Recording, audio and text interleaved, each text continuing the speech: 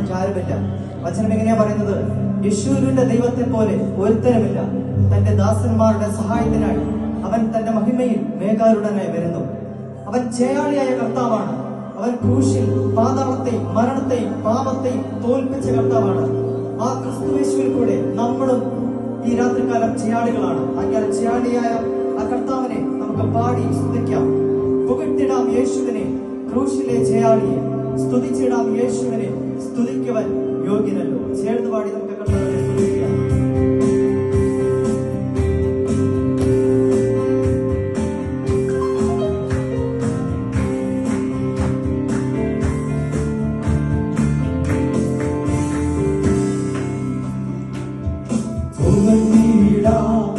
യേശുവിനെ ക്രൂശിലെ ജയാളിയെ സ്തുതിച്ചിടാം. യേശുവിനെ സ്തുതിക്കവൻ യോഗ്യനല്ലോ. പുകഴ്ത്തിടാം യേശുവിനെ ക്രൂശിലെ ജയാളിയെ സ്തുതിച്ചിടാം. യേശുവിനെ സ്തുതിക്കവൻ യോഗ്യനല്ലോ.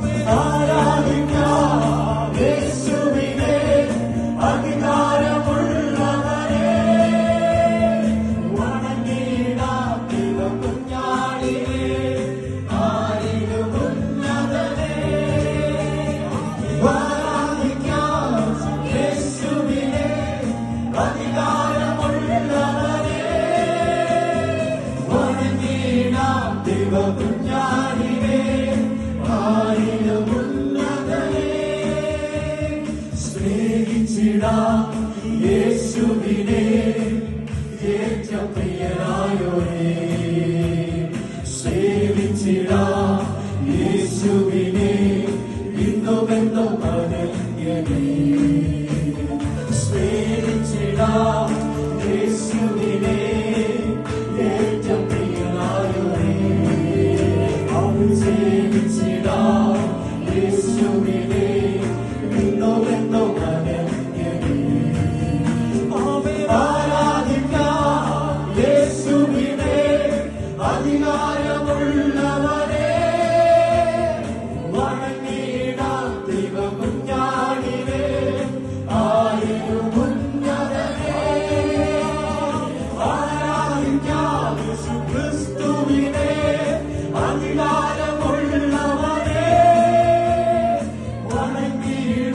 Deva Punya